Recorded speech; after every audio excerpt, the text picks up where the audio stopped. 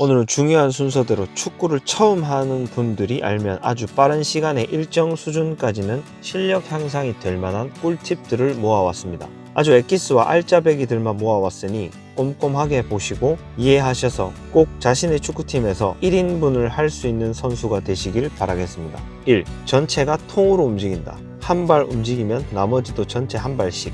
포메이션에 대한 이해가 조금 있어야 합니다. 정확히는 포메이션이라기보다는 팀 전체의 유기적인 움직임 속에서 나의 움직임이라는 표현이 적절하겠습니다. 현대축구는 사키와 요한 크루이프라는 두 거장의 축구 철학으로 인해 많이 바뀌었습니다. 정말 이해가 쉽도록 간단하게 설명드린다면 최전방 공격수가 한 발 앞으로 간다면 모든 포지션의 선수들이 같이 한 발 앞으로 가야 합니다. 마찬가지로 최후방이나 사이드 선수들의 움직임에도 전체가 통째로 움직여야 합니다. 실제 프로축구 경기를 보러 가도 넓은 운동장에 비해 골키퍼를 제외한 20명의 선수들이 공을 중심으로 30m에서 40m 반경 안에 모두 있는 모습을 볼 수 있습니다. 왜 그런 걸까요? 그것은 바로 다수승의 원칙 때문입니다. 거창하게 다수승의 원칙이라고 표현했지만 간단히 말씀드리면 공을 주변으로 우리 팀이 많을수록 볼을 소유할 확률이 높아집니다. 극단적으로 비교해서 한 팀은 볼 주변으로 30m 박스 안에 선수들이 모두 위치하고 다른 한 팀은 볼 주변으로 모이지 않고 그냥 전통적인 운동장 전체에 포진되어 있는 포메이션을 구사한다고 했을 때, 즉 공격의 1선, 미드필더의 2선, 수비의 3선이라는 간격이 넓을 때 양 팀은 지금 보시는 것처럼 끊임없이 볼 주변으로 유기적으로 움직이는 팀이 무조건 볼을 소유할 수밖에 없는 구조가 됩니다.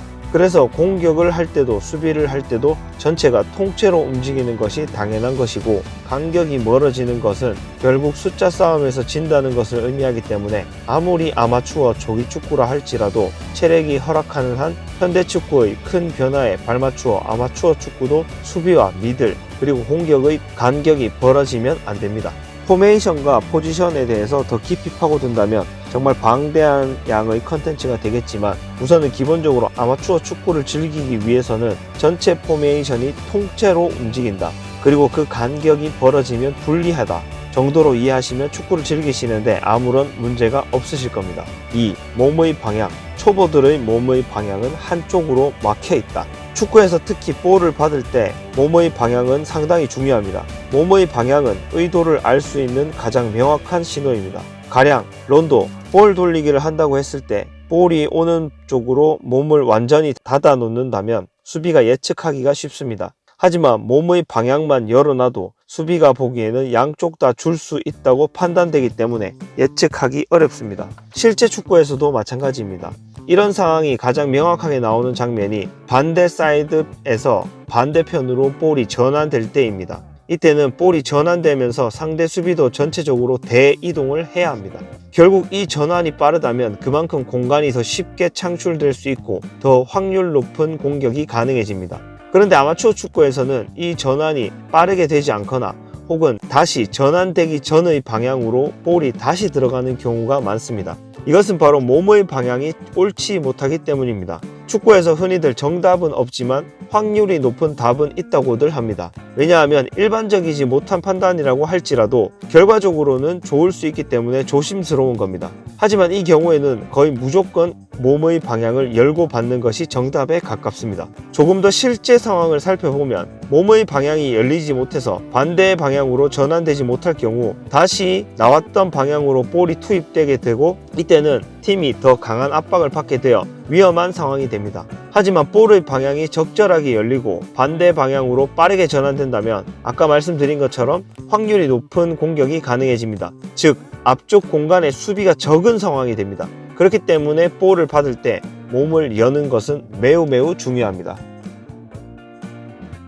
3. 오프 더 볼. 수비 사이로 움직이기, 도와주는 움직임. 처음 축구를 배울 때 코치님이 해주신 이야기가 생각납니다. 그때 코치님께서 설명해 주신 내용은 단순했습니다. 패스를 주고 나면 무조건 달려라. 그리고 수비 뒤에 서 있지 말고 우리 팀을 도와주기 위한 움직임을 해라 였습니다. 지금 생각해봐도 아주 깔끔하고 이해가 쉬운 설명입니다. 전술과 연계해서 복잡하게 설명하려면 얼마든지 더 복잡하게 설명하는 것도 가능하겠지만 단순한 것이 언제나 옳습니다. 결국 오프 더 볼의 핵심은 볼을 소유한 우리 팀원이 고립되지 않도록 도와주는 움직임을 하는 것입니다. 자, 먼저 내가 패스를 한 상황이라고 가정해 봅시다. 패스를 하고 나면 기본적으로 패스를 받은 우리 팀원 쪽으로 수비들이 몰려들 겁니다. 그런데 패스를 한 내가 달려주기만 해도 이론적으로는 어쨌든 수비수 한 명이 저한테 오게 됨으로써 최소한 수비들의 시선이라도 빼앗게 되므로 패스를 받은 우리 팀원의 부담을 조금 덜어주게 됩니다. 그리고 지금 보시는 것처럼 수비 뒤에 죽은 공간에 서 있게 되면 우리 팀이 패스를 할 수 없습니다. 그러면 팀원이 더 많은 압박을 당하게 되고 볼의 소유권을 잃어버릴 가능성이 높아집니다. 그래서 항상 볼 주변에 있는 우리 팀원들은 볼을 받을 수 있는 공간으로 움직이도록 하는 것이 우리 팀 전체에 도움을 주는 움직임입니다. 처음 축구를 배우시는 분들이 뭘 어떻게 해야 할지 모르시겠으면 공을 가진 우리 팀이 패스를 할 수 있는 공간으로 움직이시고 자신이 패스한 다음에는 무조건 뛴다고 생각하시면 이해하시기 쉬울 겁니다.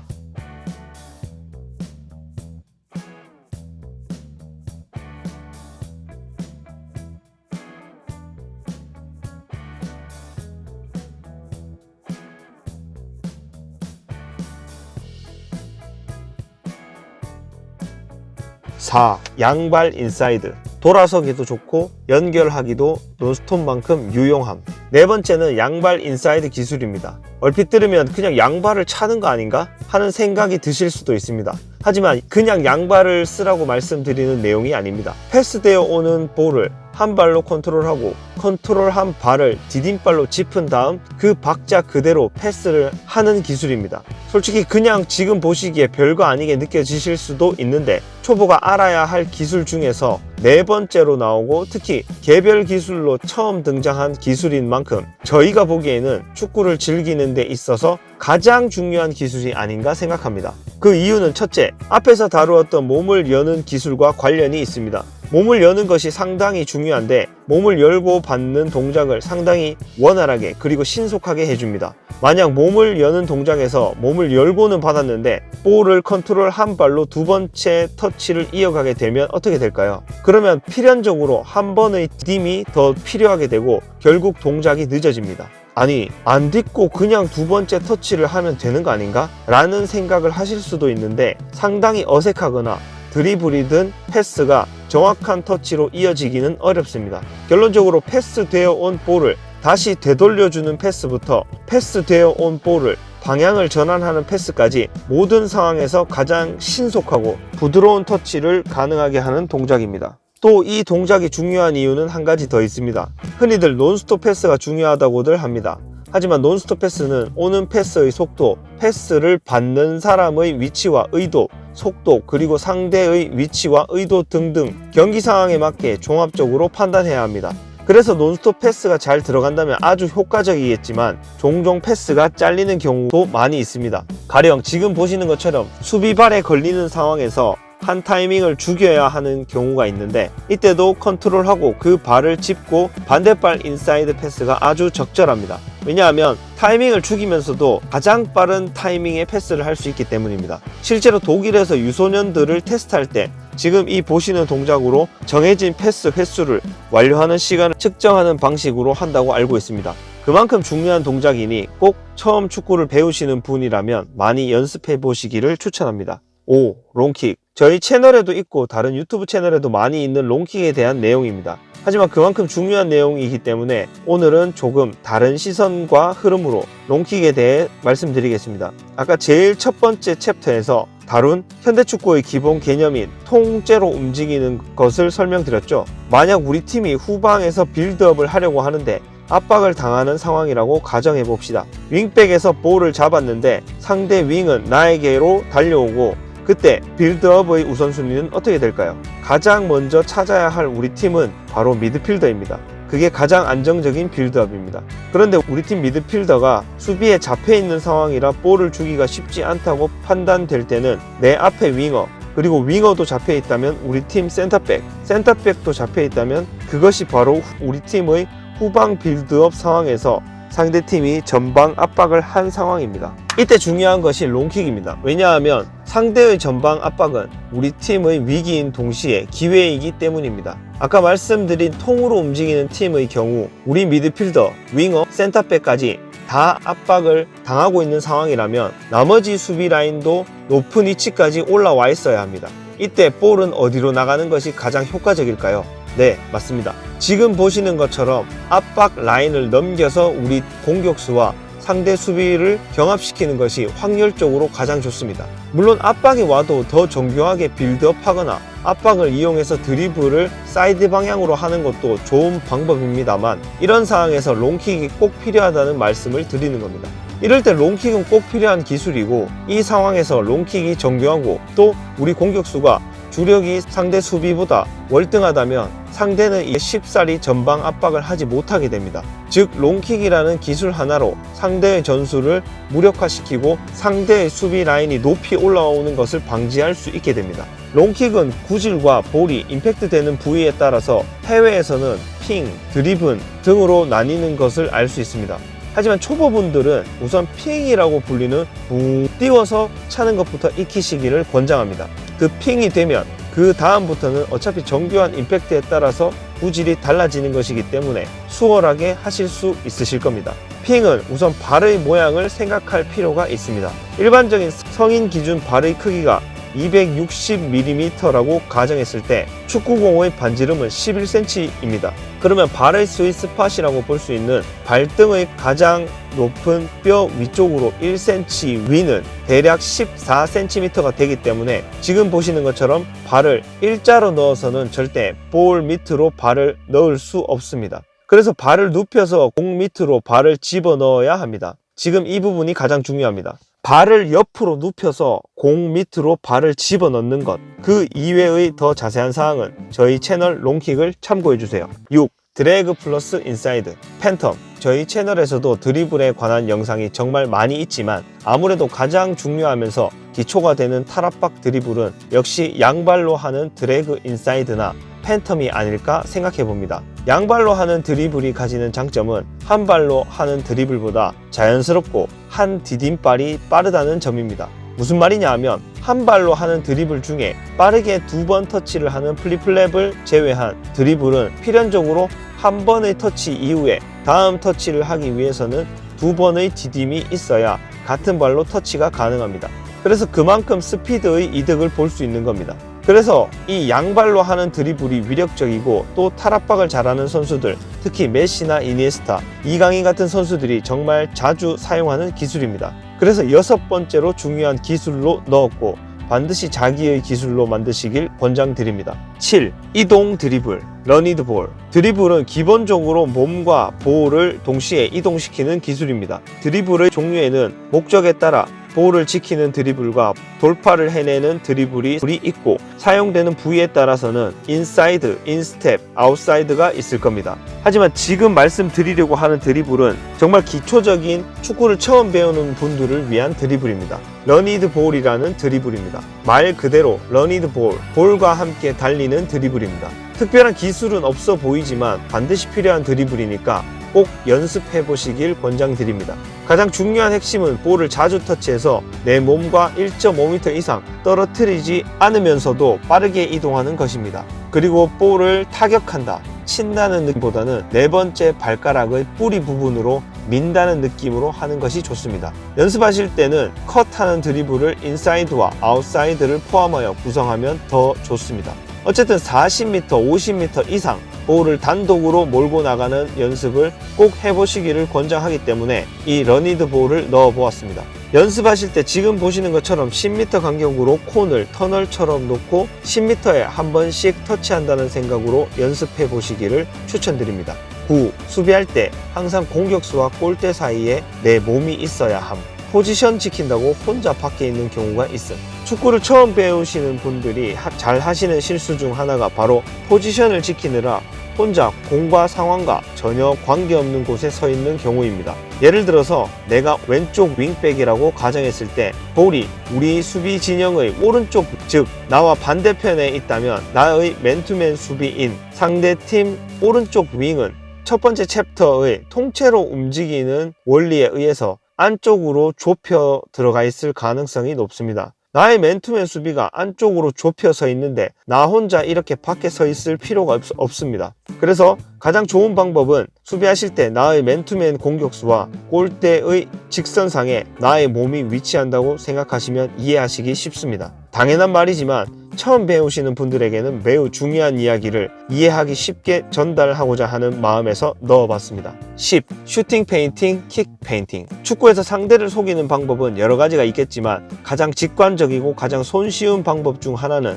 나 자신도 속이는 것입니다. 이게 무슨 말인가 하면 실제로 상대를 제치거나 속이지 않고 패스를 줘야 할 타이밍, 킥을 차야 할 타이밍, 슈팅을 해야 할 타이밍이 있습니다. 그리고 그때 경기의 흐름에 맞게 그런 플레이를 하는 것이 가장 좋습니다. 하지만 경기 상황은 상대팀이라는 변수가 있습니다. 이때 내가 슈팅이나 킥을 하려고 하다가 접는 동작, 슈팅이나 킥을 하려고 하다가 그 동작을 미끼로 제치는 동작을 슛 페인팅이라고 많이 표현합니다. 화려하지는 않지만 실효성이 매우 높은 기술이므로 잘 이해하시고 익혀 놓으시면 경기력 향상에 많은 도움이 되실 겁니다. 우선 가장 기본적인 슈팅 페인팅은 차는 척 하다가 볼을 살짝 꺾어서 반대발 쪽으로 쳐놓는 겁니다. 첫 번째 방식으로 접는 방식은 한 번의 터치로 반대발로 슈팅할 수 있는 상황을 만들 수 있기 때문에 좋지만 반대로 상대가 예측할 경우 볼을 빼앗길 확률이 높습니다. 그래서 이렇게 접는 방식은 완전히 수비를 속였다는 확신이 있을 때 사용하는 것이 좋습니다.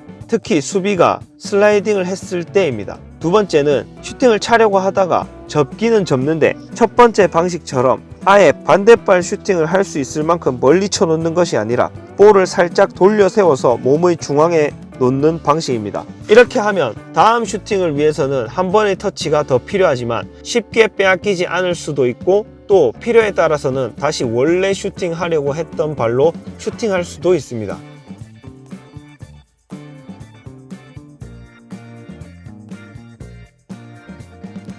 그리고 세 번째는 풋살에서 잘 나오는 장면입니다. 풋살은 발바닥을 주로 사용하기 때문에 지금 보시는 것처럼 슈팅을 차려고 하다가 발바닥으로 잡는 장면이 많습니다. 이때 발바닥으로 잡으면서 몸의 중심으로 굴려놓는다면 두 번째 킥 페인팅의 방식이 되는 것이지만 지금 설명드린 킥 페인팅은 원래 차려고 하던 방향으로 그대로 볼을 밀어놓는 방식입니다. 이렇게 되면 모든 페인팅의 기본인 고스톱의 형식이 갖추어지게 됩니다. 그래서 슈팅한 볼이 통과할 수 있는 틈이 생기게 됩니다. 그리고 네 번째는 디딤발의 뒤쪽으로 볼을 접는 방식입니다. 이렇게 디딤발의 뒤쪽으로 볼을 접게 되면 장점은 볼과 상대 사이에 나의 몸이 위치하므로 어쨌든 볼의 키핑이 조금 더 유리해진다는 장점이 있고, 단점이라면 볼을 접는 각도가 몸의 앞쪽으로 접는 것보다는 상대적으로 덜 공격적이게 됩니다. 또 이 방식에서도 약 3가지 정도로 나뉘는데, 첫 번째, 뒷발, 영어권에서는 비하인드 레그라고 불리는 기술입니다.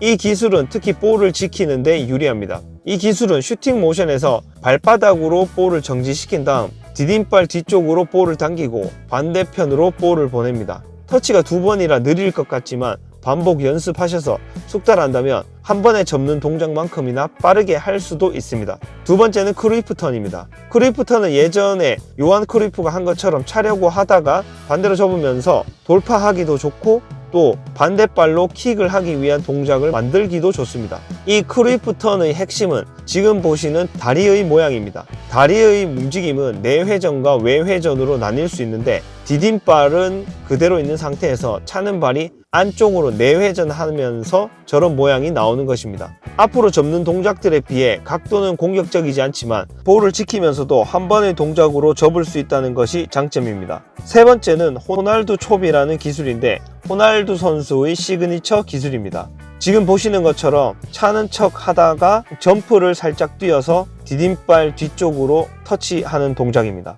그리고 앞서 말씀드린 모든 슈팅 페인팅과 킥 페인팅을 좀 더 진짜처럼 보이게 혹은 좀 더 매력적인 페인팅 동작으로 극대화할 수 있는 방법을 한 가지 알려드리겠습니다. 그것은 바로 차는 발의 반대팔 스윙입니다. 차는 발의 스윙의 극대화와 밸런스 유지를 위해 반대팔 스윙을 하는데, 이 동작이 슈팅 페인팅에 있어서 매우 속임수의 중요한 요소가 됩니다. 당신의 킥과 슈팅이 위력적일수록 반대팔 스윙 하나에도 떨어져 나가는 수비수들이 많아질 겁니다.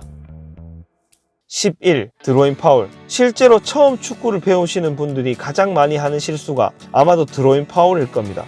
드로잉은 머리 뒤에서 넘어와야 하고 한 번의 동작으로, 즉 페인팅이 있으면 안 되고 두 발이 땅에 닿아 있어야 합니다. 주로 파울이 되는 상황을 말씀드려보면 멀리 던지려고 하다가 두 발이 땅에서 떨어지는 상황, 볼을 받을 우리 팀이 수비에 잡혀 있어서 던지는 동작 중에 방향을 바꾸는 상황, 혹은 너무 살살 던지려고 머리 뒤에서 넘어오지 않거나 토스하듯이 던지는 경우 등이 있습니다. 드로잉은 세트피스 중에서 그 자체로 공격하는 팀이 불리한 유일한 세트피스입니다. 그래서 가급적 잡자마자 빠르게 던지는 것이 좋고, 또 수비가 붙어 있더라도 수비의 먼 발에 던지면 우리 팀이 컨트롤하거나 리턴을 낼 수 있기 때문에 기본적으로는 빠르게, 그리고 수비의 먼 발 쪽으로 준다고 생각하시면 이해하시기 편하실 겁니다. 그 밖에 드로잉에도 다양한 전술이 있지만 드로잉에 대한 전술은 팀별로 합의가 되어야 하는 부분이라 다음에 다루기로 하겠습니다. 어쨌든 앞서 설명드린 드로잉 파울에 주의하시고 잡자마자 빠르게, 수비 먼 발만 기억하세요. 12. 운동장 넓게 쓰기. 패스를 받을 때 운동장 끝. 축구 해설을 듣다 보면 운동장을 넓게 쓰라고 합니다. 그게 무슨 말일까요? 또 왜 그런 걸까요? 이 부분을 설명하기 위해서는 제일 첫 챕터에서 말씀드린 통으로 움직이는 부분을 다시 이야기해야 합니다. 정상적인 팀이라면 수비들이 볼이 있는 방향으로 다 몰립니다. 그런데 그때 사이드에 위치한 윙이나 윙백들이 최대한 볼을 사이드 라인에 붙어서 받게 되면 어떤 효과가 있을까요? 네, 그렇습니다. 결론적으로 볼이 한쪽 사이드로 전개되어 왔을 때 그 볼을 빼앗으려면 수비하는 팀원들 전체가 통으로 움직여야 하는데 사이드로 끝까지 붙을수록 이동 거리가 많아지기 때문에 체력 소모가 심해집니다. 그리고 그런 플레이를 반복한다면 수비하는 입장에서 상당히 곤혹스럽습니다. 특히 체력적으로나 기술적으로 수준이 낮은 초보 아마추어들끼리의 시합에서는 상당히 위력적입니다. 단 패스를 낮고 강하게 줄 수 있는 능력과 사이드로 끝까지 벌려 서야 한다는 것을 아는 능력, 그 두 가지가 다 필요합니다. 13. 논스톱 패스. 움직이는 수비가 서게 만들고 서서 공을 바라보게 만든다. 실제로 축구를 해보면 선수 출신과 초보 아마추어가 가장 많은 차이를 보이는 부분이 바로 이 부분입니다. 논스톱 패스, 문자 그대로 볼을 잡지 않고 소유하지 않고 바로 한 번의 터치로 우리 팀에게 연결하는 패스입니다. 이 패스가 위력적인 이유는 상대 수비들은 볼이 가는 방향으로 시선과 몸이 갑니다.